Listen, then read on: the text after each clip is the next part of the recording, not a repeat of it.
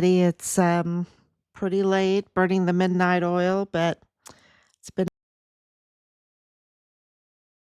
1762. 1762. It is May 30th, 2025, in the year of our Lord, 2025. And,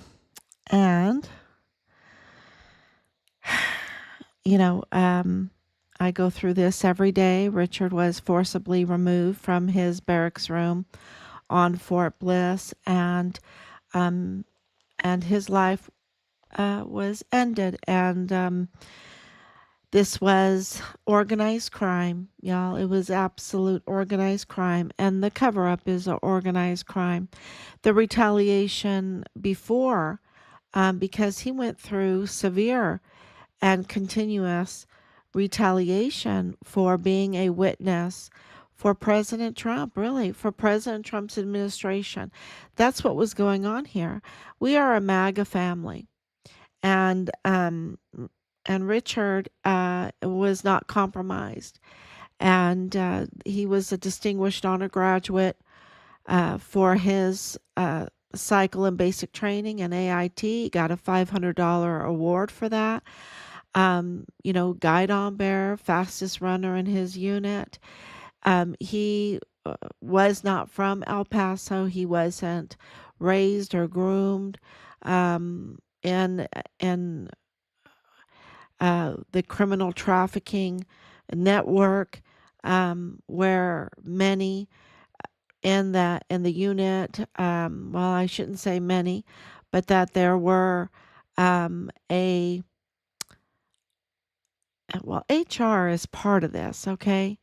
Because why is it that the FBI that are from El Paso get to stay in El Paso? That you have those that served in the El Paso Police Department. We're hearing that Nieto had very close relationship, very, very, very close relationship while he was a police officer in the El Paso Police Department with the chief of police of the El Paso Independent School District's wife, right? What's his name? Manuel Chavira's wife. This is the problem. Not that they had this close relationship, but then he goes over to the FBI, and you have all of this pay for play. You have all of this, these personal relationships. Why is it that Nidal Baem is there in El Paso related to Manuel Chavira, related to the Texas Ranger that was assigned to our case?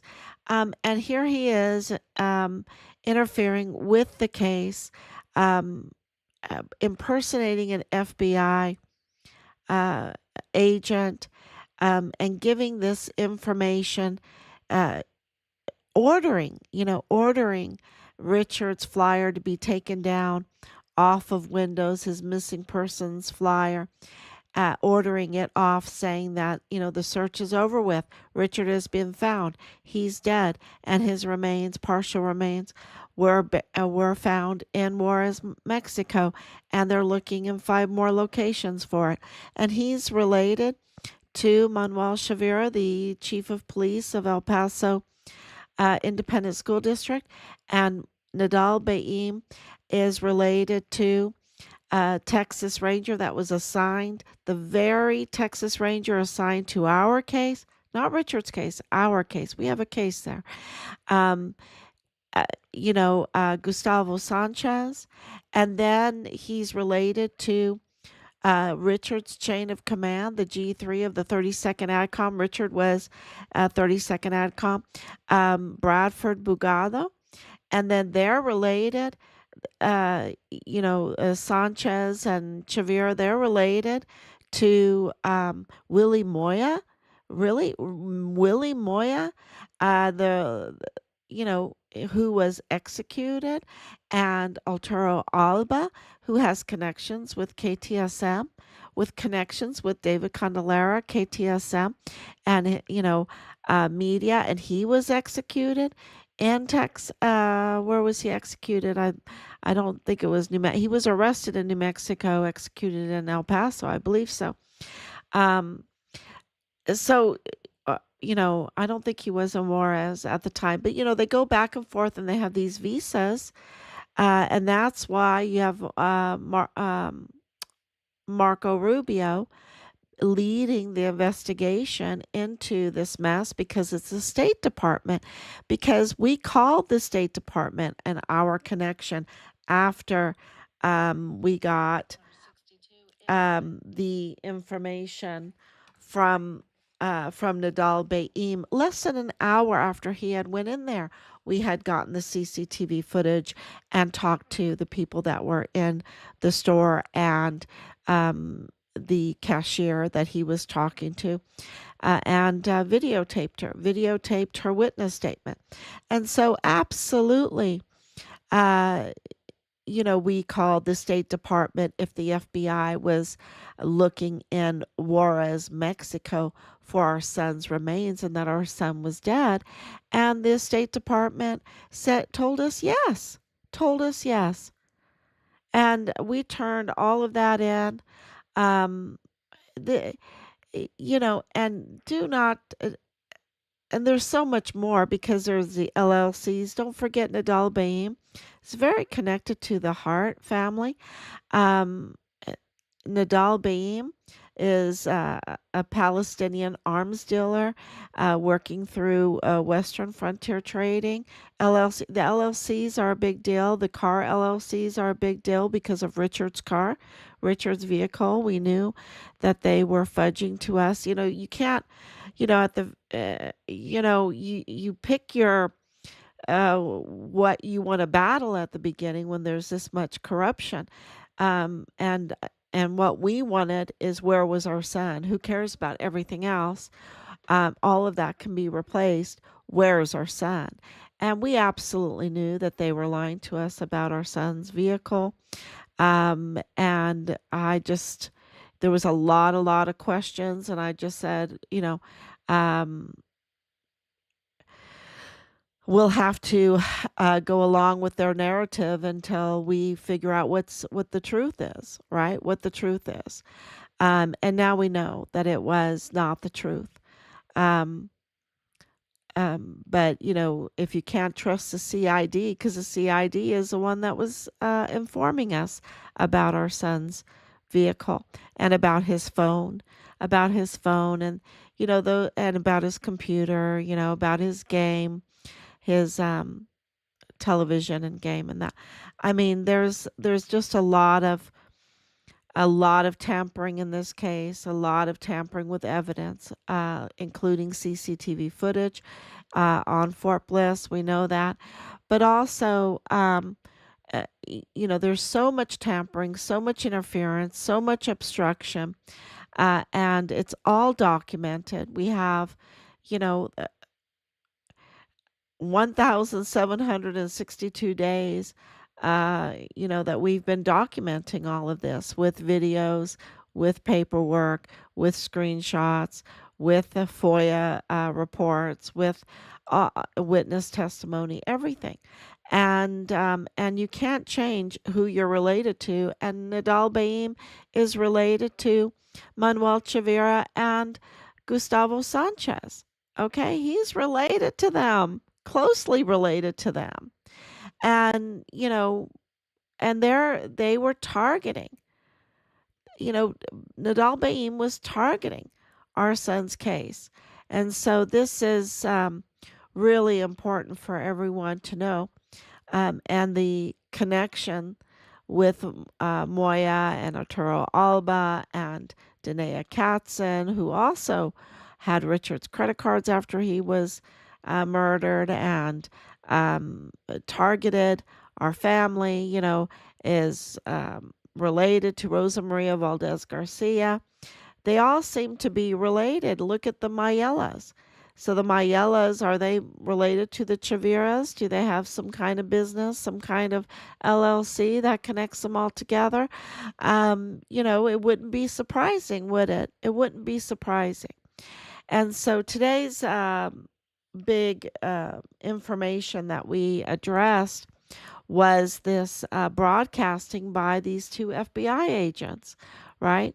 Two FBI agents, Minerva, um, oh gosh, it's so late. And a Cordona, it's not a Cardona, uh, Julio Cordova. Uh, anyway, it's late. It's so late. Um, Tomorrow I'll have it just, it's been crazy day. It's been a crazy day. And the thing you need to know is these two, because I'm just trying to do it off the top of my head. These two FBI agents did a broadcast. They had some technical difficulties. The microphone wasn't working at the beginning. Um, and we were thinking about joining in because what they wanted to talk about was the truth about the Walmart mass shooting case. And they alluded and they implied that the FBI there in El Paso wasn't honest to El Pasoans or the public, right? That they weren't honest to the public. And also, we keep up with the elections. We know that Minerva for sheriff, that already happened. Why is she kind of still posting that up there? It was really odd to us because that gives her like some kind of position that she doesn't have. A position she was rejected by the voters. So that already happened. She was rejected. I'm sure she's probably a nice person. I don't know. But something is fishy is going on. And so we thought maybe we would join in. But after really looking at it, and then, red flags went up because she is a retired, these two are Cordero. These two are, retired FBI agents. And, Rob is a retired colonel, lieutenant colonel. And, you don't stop representing the military when you get out.